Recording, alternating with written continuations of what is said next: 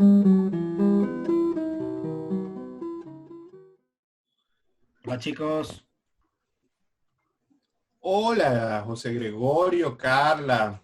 Buenos días, ¿cómo están? ¿Cómo por allá? Muchachos, ¿cómo están? Ramón, José Gregorio. bueno chicos, otra reunioncita. Otra Ajá. reunión, otra conversación, este, Ujú. una más para hacer serie.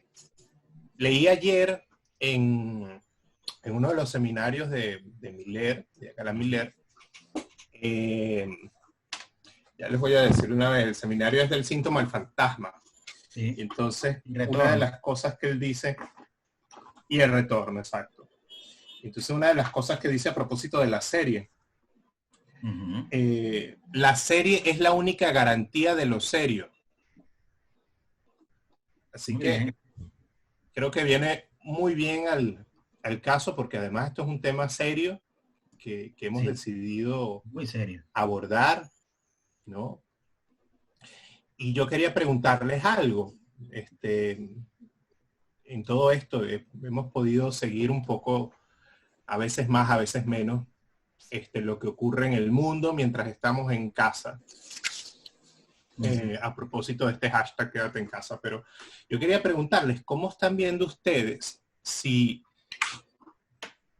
en las últimas semanas se han podido percatar de algo distinto? ¿Ha habido alguna modificación en los lugares donde están ustedes? José Gregorio está en Barcelona, Carla está acá en Caracas, pero en otro sector donde yo no estoy, ¿no? Y entonces, entre tanta diversidad, ¿ustedes se han podido percatar de algún efecto que les llame la atención? ¿De algún cambio en relación a que, Ramón, en relación a lo inmediato, la semana pasada, o en relación al status quo antes de la pandemia? No, pues fíjate, es que ya ha habido un cambio. Tú tuviste, hay una marca entre el momento de declaración de la pandemia y ya han pasado 30, 60 días. Sí. Es decir, desde ese momento hubo una especie de reestructuración y apareció una rutina dentro del hogar Sí. y pudiéramos ver si en este momento hay otro cambio, si se han percatado de algo distinto o seguimos en una fase de rutina de adormecimiento Mm. con actividades vía online excesivas, no sé. Gisela decía en alguno de las reuniones pasadas eh, que ella hablaba del instante de ver. Ustedes saben Ajá. que Lacan habló de los tres tiempos lógicos, y habló en uno de ellos, el primero, el instante de ver, después el momento de comprender y finalmente el tiempo de concluir, ¿no? Ujú. Y ella situaba algo de esto, de la emergencia de la pandemia, por el lado del instante de ver. Y, bueno, es una buena pregunta la que hace Ramón en el sentido de plantearnos si todavía estamos en el instante de ver o hay algo de esto que se puede empezar a comprender. Sin lugar a dudas no estamos en el momento de concluir.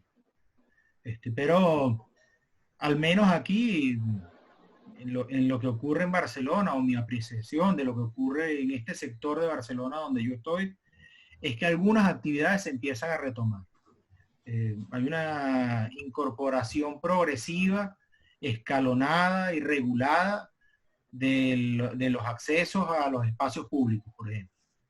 No todos, no de cualquier manera, pero algo de esto empieza a ser posible. Los niños pueden ir a las plazas una hora diaria, siempre y cuando mantengan la distancia, siempre y cuando usen la mascarilla. Y bueno, Y acompañado de los padres, ¿no? en compañía de uno de los padres. Todavía Ujú. no es posible que vayan los dos. Entonces, bueno, hay una reconfiguración del espacio de lo familiar también, donde lo familiar, en tanto, digamos, familia estándar, papá y mamá y hijos, tendrían, por lo tanto, que ese espacio de esa familia se reduciría a las casas, porque no sería posible salir, digamos, toda la familia, solo un padre. Mm, mm. Sí, Otra de las, sí, sí, no, a ver, como a propósito de estos tiempos lógicos, Para mí, como que si el instante de ver se subdividiera en otros, ¿no? Es decir, hay un primer instante de ver, pero hay otro, que es lo que, a propósito de la pregunta de Ramón, a mí, por ejemplo, yo no percibo que haya algo nuevo como tal de esto. Si hay algo, sí, ciertamente, por ejemplo, en el lugar donde yo vivo, unos niños que estaban encerrados durante todo este tiempo, de la semana pasada, entonces están empezando a salir al jardín, a jugar, a hacer algunas cosas, ¿no? Pero lo veo un poco a propósito de que acá se prolongó un mes más la situación de cuarentena. Sí. ¿Cómo han salido noticias que no había visto antes de un poco revelándose frente a esto? ¿No? Así como que yo no puedo, si la gente, por ejemplo, peluquerías que empezaron a abrir,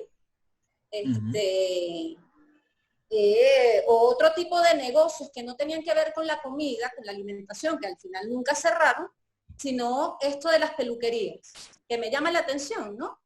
Y vi como 2 o 3 artículos en torno a ese tema bueno, abrieron sus locales, con unas ciertas restricciones, porque decían, bueno, atienden desde 9 a 12 con 2 clientes, 3 clientes máximo. Es muy interesante, Carla, porque aquí también han abierto las peluquerías. Y una cosa que me ya llama la atención, ¿perdón? Ya ha pasado un mes y entonces, ¿cómo haces tú con la melena? Bueno, yo todavía es una pregunta que tengo, pero en todo caso, lo que creo que puede ser interesante es que aquí las regulaciones a las peluquerías son otras. La gente puede ir a la peluquería, pero uno solo por silla, digamos, ¿no? En un horario establecido, con cita previa. Entonces, una cosa que me evoca esto que tú comentas, Carla, es que no hay, efectivamente estamos frente a una situación en la cual no hay una respuesta estándar. Uno podía, imaginariamente, pensar que la ciencia tendría una respuesta para este tipo de cosas. Y sin embargo, pues pareciera que esto no está tan claro. Cada estado, y en el caso español incluso un poco más grave, más difuso, cada región está tomando las decisiones que le parecen pertinentes. Cuando llega algo del Estado como una medida general y mucho menos, mucho más lejos las medidas europeas, suele ser a destiempo, ¿no? Entonces me preguntaba un poco, no sé qué piensan ustedes a propósito del tema de la ley, ¿no? La ley como algo que intenta responder a la pandemia, con regulaciones, con control social, con estas limitaciones a la familia, de la libre circulación. Claro. ¿Qué piensan ustedes? Fíjate, me parece, a ver, porque entonces tú tendrías una dimensión que pasa del instante de ver a los intentos por comprender, ¿no? Y probablemente el principal intento para comprender pasa por, hay que regular esto. Hay que tratar de encontrar de alguna forma una manera de estandarización y sabemos, al menos sabemos en términos que lo podemos evidenciar en la clínica, en la práctica, desde el psicoanálisis, que eso es insuficiente. Hay algo que se escapa de eso. Y es lo que llama, es lo que invita entonces, me parece a mí, a la pluralización de medidas. Tú puedes tener una medida estándar tan específica y tan amplia como quédate en casa. Sí, sí. Pero luego es también, cada uno. También del amo. Claro, ¿no? Sí. Porque tienes esto, ¿no? Tienes a cada uno intentando resolver eso en las comunidades, en los estados, en las regiones, como se llame, pero es aún mucho más íntimo esto, ¿no? Y entonces empieza a aparecer regulaciones dentro de lo mismo familiar. Esto que tú dices, la reconfiguración del espacio familiar. Sí, sí. ¿No? Entonces, ¿Qué devela esto? Que la ley es insuficiente, pero sí hay una insistencia aún mayor de ciertos tipos de amos, si se puede llamar así, en intentar mostrar la ley más absoluta y más rígida. Es interesante porque una de las cosas que yo me pude leer en estos días es en el seminario Un esfuerzo de poesía de Jacqueline Miller. El primer capítulo no es casual, que se llama El psicoanálisis es una pandemia. Y dentro de esto, perdón, es una epidemia, perdón. Epidemia. Es una epidemia. Y la definición de epidemia, me parece interesante este fragmento que lo voy a leer a ver qué le suscita. Refiriéndose a Lacan, dice, lo que él llama epidemia, por cierto, es entonces un discurso en la medida en que se esparce, en la medida que atrae a seres hablantes, en que los ordena según las funciones que él dispone, los atrae por medio de sus significantes y de sus efectos de verdad, instaura un nuevo régimen de la palabra, un nuevo régimen de relación con el cuerpo, una nueva relación con el goce. Y yo creo que en ese sentido es interesante poderse, algo de lo que tú decías, Ramón, nos lo ilustra esta definición de pandemia como algo que no solamente refiere a los organismos, sino algo que tiene un impacto y que viene a regular las formas de relación, las formas de goce, las formas de hablar, las formas de relacionarse. Una epidemia es mucho más que lo que pasa en el campo de la medicina. No sé cómo lo ven. Es así. No, sí, es así. Estoy de acuerdo. Algo le concierne a la medicina y que creo que ya no está en el término epidemia. No, creo que está un poquito antes. Está en el virus. Está ahí en ese, que hace poco leía como una definición de una doctora argentina sobre el virus, que decía que son estos nuevos virus, porque también hay algo de lo nuevo en el virus, ¿no? Sí. Sí, decía que son maquinarias programadas para la supervivencia. O sea, una definición así, pues el impacto que pueda tener es considerable. Entonces creo que hay un punto ahí que le concierne a la medicina, y que ciertamente los virus pues han mostrado que van por delante de la medicina. Es decir, la medicina no tiene el saber de ellos, ¿no?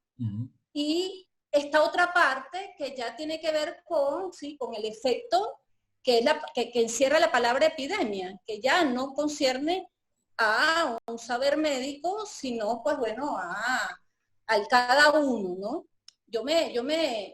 Y bueno, y como decías, ¿no? Que tiene que ver con estos modos de respuesta de cada quien frente a eso, ¿no? De la regulación Y hay un punto que a mí me llamaba la atención, y lo dejo ahí, lo suelto para ver qué piensan ustedes, que tiene que ver con este efecto de la soledad, ¿no? Del encuentro con uno mismo, por decirlo de alguna manera, ¿no? Es muy interesante porque tú haces el recorrido, me parece, Carla, que es el recorrido que iría no del virus a la pandemia, sino de la pandemia al virus, digamos, a lo que hace síntoma en cada uno, de forma singular, distinta.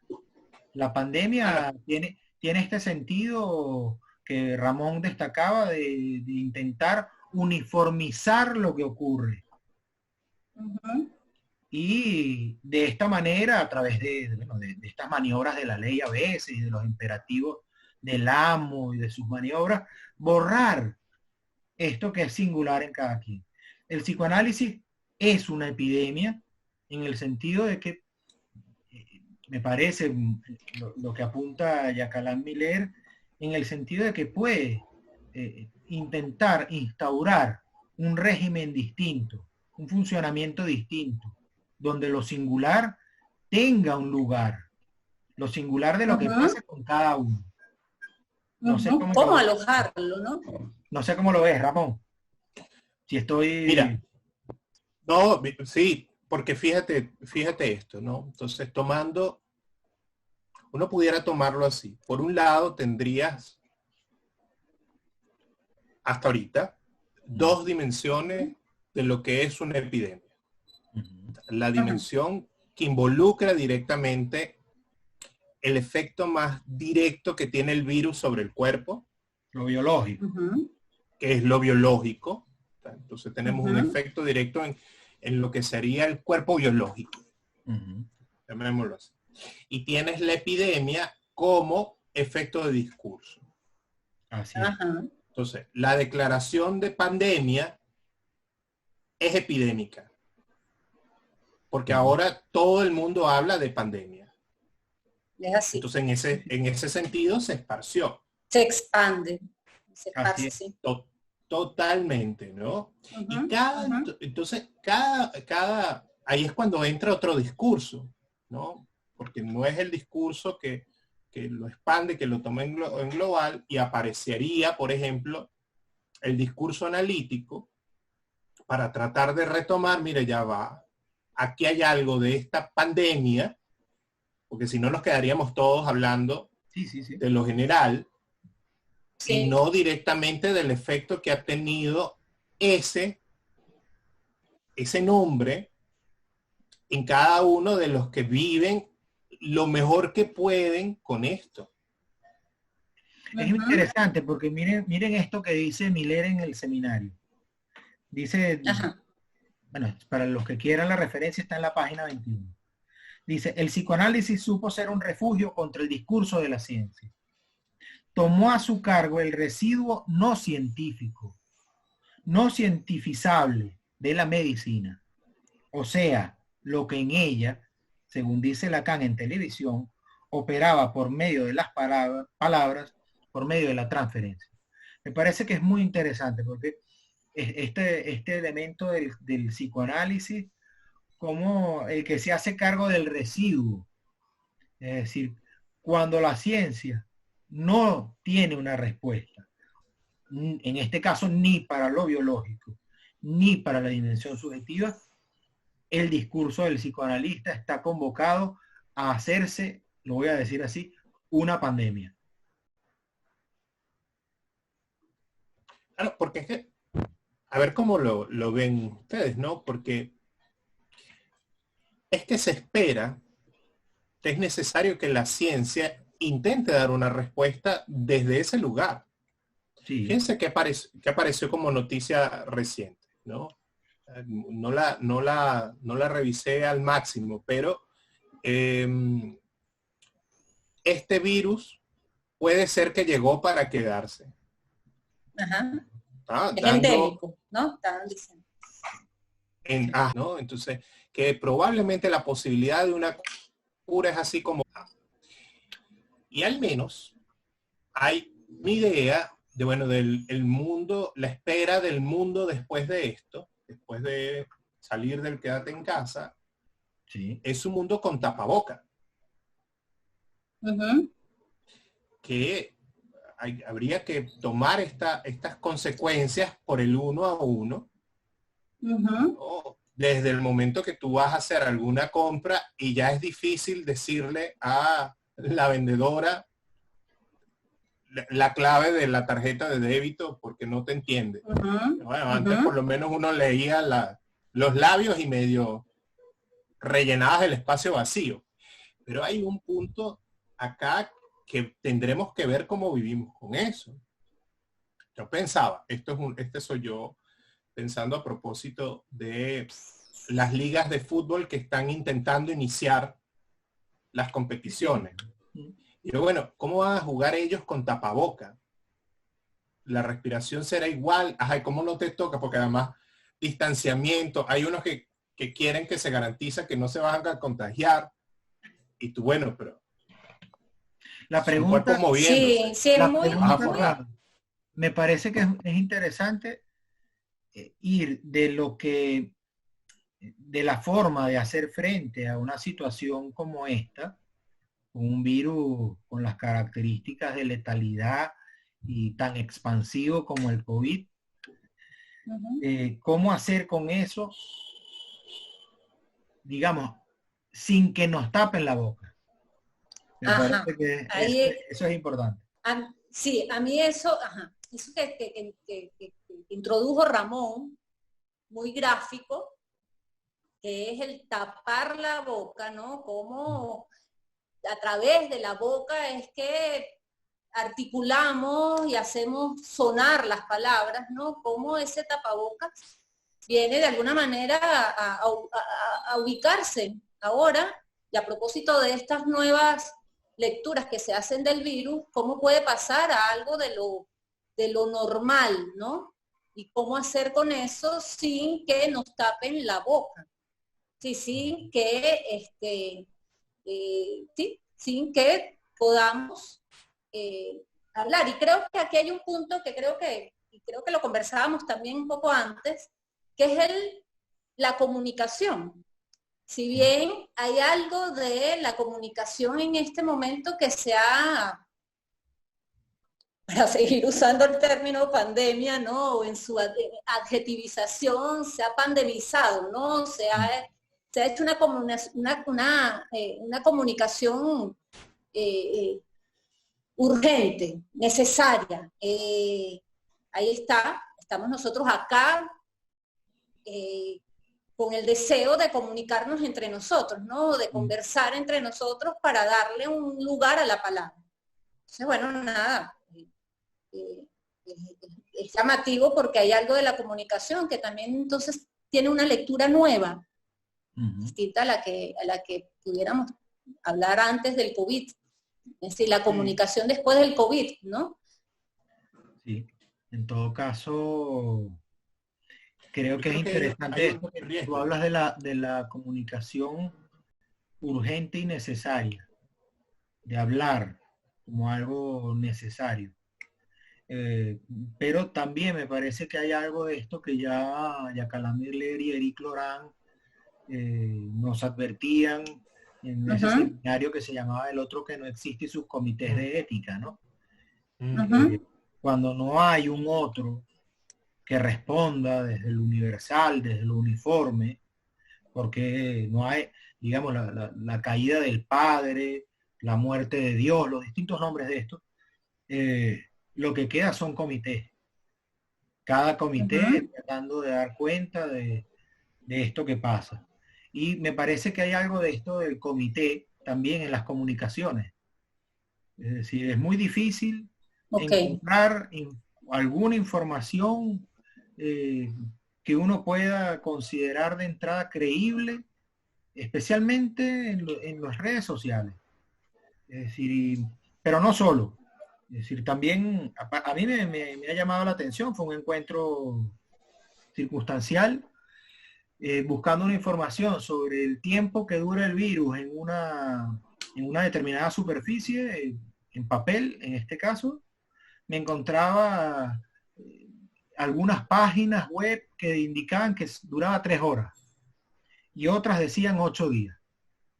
Entonces, bueno, también son tiempos de incertidumbre, de ambigüedad, y que creo que es importante, en todo caso, poder pensar, bueno, cómo cada uno también tendrá que hacerse partícipe de esas posiciones distintas que nos están disponibles.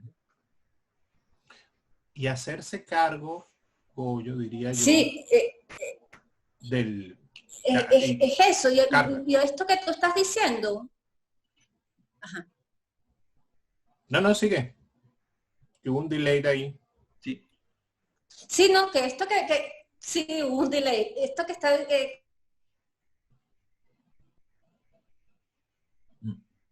Perdimos a Carla. Que es el efecto se pierde la palabra, ni siquiera con tapaboca. Sí. Ajá, por acá se me cayó la conexión, no sé si a ustedes. No, solo a ti. Pero recupera lo que ibas a decir. Ajá. No, que Goyo estaba diciendo esto a propósito de lo que él había leído, de la duración del virus, en los materiales físicos, ¿no? En todo esto que nos han dicho, Sí, sí, sí. me hizo recordar un poco, que no estaba como muy claro que cuánto tiempo dura acá o cuánto tiempo dura allá, que yo leía también, les nombraba que había leído esta médico argentina, ella decía que nada de lo que se diga sobre las epidemias virales, sino cualquier epidemia, sino las virales, que cíclicamente visitan, debe tomarse como una verdad duradera. Entonces hay algo de la interpretación del momento, ¿no? De cada uno. De cada uno, exacto. Eso es lo que a eso iba a apuntar, ¿no? Porque si bien hay cualquier cantidad de información, esto de alguna forma puede ser un llamado a que cada uno se responsabilice de la lectura que hace. Así es. Fíjate tú, ¿no? Reubicar los virus. ¿Sí? Si la lógica del virus, la lectura desde este lado que nosotros le ponemos palabras, si la lógica de un virus apunta a su supervivencia, la del virus, sí, sí. ¿no? Esto hace que si hay algo más, si existe algo muy cambiante en este mundo es la existencia de un virus. O sea, lo que nosotros podemos haber dicho hace 2 meses, recemos que no haya una mutación en tal caso. Sí. Pero esto es así tan cambiante, tan rápido, y ahí yo creo que aparece la responsabilidad del psicoanálisis de recoger un poco eso, porque van a haber efectos así interdiarios, semanales, que van a tener impacto en cada uno, y me parece que es estar advertidos a no dejar todo en que se tape la boca, como una metáfora de no lleve al extremo la medida del distanciamiento social que pudiera ser, no sé cómo, si se puede elaborar algo así, pero la vida del ermitaño, entonces, aislado del todo. No es solamente, creo que estas nuevas etapas creo que ya no irían tanto por el lado del distanciamiento como por el lado del control, me parece. Es decir, porque ya se permiten algunas proximidades, digamos que la distancia se reduce, la gente puede ir a la calle, todavía no puede ir a la playa. Es decir, bueno, las normativas tienen algo disparatado en ese sentido, es decir, puede ir la gente a la playa en alguna de las fases que están planteadas, puede ir la gente a la playa, pero si va a hacer deportes acuáticos. Si no va a hacer deportes acuáticos, entonces no puede ir a la playa. A tomar sol, por ejemplo, no puede ir a la playa. Entonces, bueno, tiene esta cosa fragmentaria, ¿no? Pero sí me parece que más allá de la efectividad que puedan tener algunas de estas medidas, de la efectividad biológica en relación a la transmisión del virus, creo que hay un tema de control. Hasta hace poco, aquí en Barcelona, creo que en todo el país, se permitía a la gente salir a pasear los perros. No se permitía a la gente salir a pasear los hijos. Me parece que bueno, es elocuente cómo el derecho pretende también venir a responder desde su lugar de amo por una cuestión que, bueno, que deja por fuera, digamos, en ese movimiento, la dimensión subjetiva de cada quien.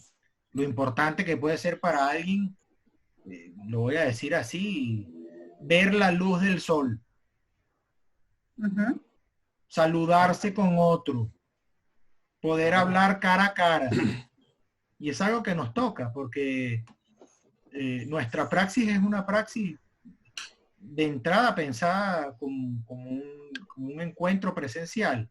Hay otras maniobras y es verdad que se puede trabajar en algunas ocasiones bajo determinadas circunstancias con el tema online. En este momento la mayoría de nosotros estamos trabajando con algunos pacientes bajo esta modalidad, pero también es verdad, digamos, que esto reconfigura la forma de hacer el lazo, que que pasa a estar tercerizado, me parece, por la máquina, por la pantalla. Ujú, ujú. Y pues no podemos pensar que esto no tendrá efectos subjetivos, o si lo hacemos, bueno, quienes lo hagan, me parece que incurren en una imprudencia. Miren, colega, yo me parece, yo voy a plantear esto y podemos ir cerrando este capítulo Vale. para dejar abierta también De acuerdo. nuevas elaboraciones, ¿no? Pero lo pienso de esta manera. Si de alguna forma el control, el amo, el otro, las regulaciones, las leyes, las medidas, son todas estas formas de un tipo, de un discurso, que es el discurso del amo. Sí. Ujú. El reverso de ese discurso es uno que invita a que cada uno tome la palabra. Un poco en esta línea Sí. sería la orientación del psicoanálisis. Porque además, y ahí aquí hay otro elemento, ¿no? Porque no sería solo efectos de palabra, sino si hay algo a propósito de lo presencial que rescata el psicoanálisis, es donde queda el cuerpo en todas estas operaciones. Así es. Porque este cuerpo que creemos tener es el que termina siendo impactado por esto, por la vida, ¿ah? Y es como llevar la vida con este cuerpo que tenemos. Y eso es algo que en la práctica aparece, ¿no? No olvidarse de él, incluso con los intermediarios, con los artefactos y con los instrumentos que disponemos. Un cuerpo en Barcelona, un cuerpo en Caracas, en un lugar, en otro lugar de Caracas, y aún así lo tratamos de poner en relación. Es interesante porque la pregunta me parece que se puede recortar, al menos así lo hago yo, como una pregunta sobre el lugar del cuerpo en este momento, sobre, pudiésemos decir, sus mutaciones. Es una pregunta sobre si la pandemia del coronavirus nos cambia el cuerpo y de qué manera. Sí, Es una excelente sí, pregunta. sí, y además un cuerpo que habla, Así es. ¿no? Entonces, me parece muy interesante ese recorte, ¿no? Si las mutaciones producidas por la pandemia en el cuerpo que habla. Así es. Si les parece bien, dejamos allí, quedamos cada Me uno parece. comprometido a trabajar algo de esto. Y bueno, Bien. seguimos trabajando y seguimos con nuestra serie de capítulos de conversaciones de Videolacán.